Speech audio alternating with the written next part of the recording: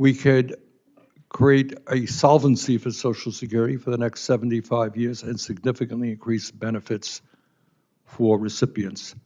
Mr. Fiesta, does that idea make sense to you? That was Bernie Sanders talking about Social Security yesterday in Congress. Now that the government is open again, conversation for Social Security is open as well. I'm going to play that full video clip as there needs to be more done for your Social Security. Also, we're going to go over this, the Social Security beneficiaries tax bills, talking about the $6,000 senior bonus. How is that going to affect your 2026 tax return and your tax on your benefits? I'm going to go over all that and give you some more important updates on Social Security. Before I dive into the main content, if you appreciate the Social Security updates, hit the like button and subscribe to the channel for more Social Security updates. So we're going to go over this. There's two big important things going on here, two bills. Social Security bills that are going to affect you, the big beautiful bill, as well as the Social Security Fairness Act. We're going to talk about that $6,000 senior bonus. But first, let's take a listen to what Bernie Sanders had to say in Congress about Social Security yesterday. Right now, somebody makes $100 million a year here. Somebody makes $176,000 here. They both contribute the same amount of money into the Social Security Trust Fund. If we lifted that cap, as I think most Americans want us to do, starting at $250,000, we could create a solvency for Social Security for the next 75 years and significantly increase benefits for recipients. Mr. Fiesta, does that idea make sense to you? Yes. Your bill, others have put the Social Security Trust Fund on a better path to financial solvency. We know, for example, that Jeff Bezos only makes $80,000 a year. So he's only paying $80,000 in wages on Social Security, for example. The companies have to file SEC reports on what their executives are making. I can't see how that's fair. In addition, raising the cap will also create a better Social Security administration. Right now, when we have more people retiring than ever who need it, because everyone who works at SSA is paid out of the trust fund. It is at its lowest level of employees in 50 years, and that's even before DOGE took an axe to it earlier this year. And it's also the entry spot for Medicare as well. So raising the cap improves benefits, the trust fund, and the administration of the agency. Mr. Williams, do you think it's okay that somebody who makes $50 million contributes the same amount into the Social Security as somebody makes $176,000? No, Ranking Member Sanders, I'm going to stay in my lane and speak from the perspective of the families that I work with every day.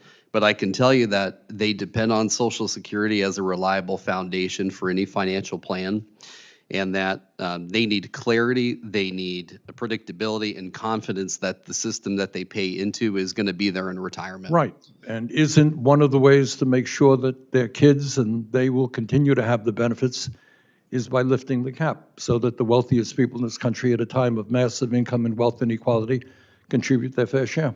As a practitioner, I welcome additional tools and discussions on how to extend the longevity of Social Security. Mr. Williams, you sound like you should join us up there. You sound like a good politician. Mr. Kovlin, you talked correctly about an aging society. Isn't one way, you got two realities. You got an aging society, but you also have massive levels of income and wealth inequality. Do you think it's okay that somebody who's makes $50 million a year contributes the same amount as somebody makes $176,000 into the Social Security Trust Fund?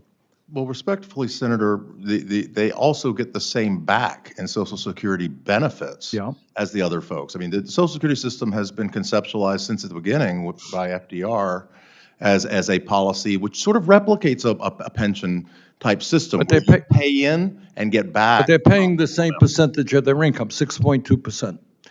Correct. All right, But they get back comparable benefits as well. I mean, that's the way it's. Yeah, but if you're making $50 million, you're probably not staying up nights worrying about your Social Security benefit. Point being, at a time when so many seniors are living in poverty, trying to survive, when we have some of my Republican colleagues talking about in one way or another cutting Social Security, raising the retirement benefits, Don't you think one very simple and fair solution to the Social Security crisis that you talked about is lifting the cap so that people on top stop paying their fair share into the system? Well, I think Social Security's gotten a lot of support for not being structured as a redistributive program, and you don't even really quite put your money where your mouth is on this policy proposal, because you create this donut where, you know, you don't increase the cap for a certain amount of income, and then you start at 250,000, which is obviously politically driven, Senator, but you're not really saying lift the cap. You're basically, well, we're going to have a cap, then we're going to keep the cap, and then we're Okay, going to look, drop the cap. bottom line is we have more income and wealth inequality than we've ever had. You're living in an economy now where the richest people have never had it so good, and yet we have the dubious distinction of having the highest rate of senior poverty of almost any major country on earth. We've got to do something about it. And I think it's time we ask the wealthiest people in this country to start paying their fair share of taxes in general and into the Social Security Trust Fund. Thank you. What are your thoughts there on Bernie? Hasn't spoken about Social Security in a while, and there needs to be changes done. Let's get into this. Social Security beneficiaries' tax bills may change due to recent legislation. What to know? So, 2 laws enacted in 2025. We have the Big Beautiful Bill and the Social Security Fairness Act may change beneficiaries' federal tax liability on their benefits. So what to know about this? First, let's go over how the Big Beautiful Bill law may wipe out tax liability for seniors. So the new senior $6,000 senior deduction is limited to individuals age 65 and over. That's that $6,000 senior bonus that you may have heard about. There's more details on it. It is a temporary deduction that will be in place for the next tax years 2025 through 2028. Eligibility will be based on income, with the full deduction available individual tax filers up to $75,000, couples $150,000, and it's going to phase out from $175,000 to $250,000. So the senior deduction is available regardless whether taxpayers take the standard deduction or itemize their return. So the Big Beautiful Bill package will not eliminate federal taxes on Social Security benefits. Instead, the new senior deduction is intended to help retirees offset those levies on Social Security benefits, up to 85% of which may be taxed based on how much combined income they have. The sum of adjusted gross income, non-taxable interest, and half of Social Security benefits. So for tax filers, the effects of the new senior deduction will be combined with other changes, particularly high standard deduction. For tax year 2025, the new Big Beautiful Bill law increases the standard deduction to $15,750 for single filers, $31,000 for couples who file jointly. In the tax year 2026, it'll go up to $16,000 and $32,000 respectively. So really important things to keep in mind there. Also, let's go over the Social Security Fairness Act may raise taxable income. So another new law signed by President Joe Biden in January, the Social Security Fairness Act, eliminated provisions that reduced or eliminated Social Security benefits for more than 2.8 million individuals. Just a quick refresher, the Social Security Fairness Act is not for all Social Security beneficiaries. It's just for the federal employees who worked a federal job throughout their career and now collecting Social Security benefits.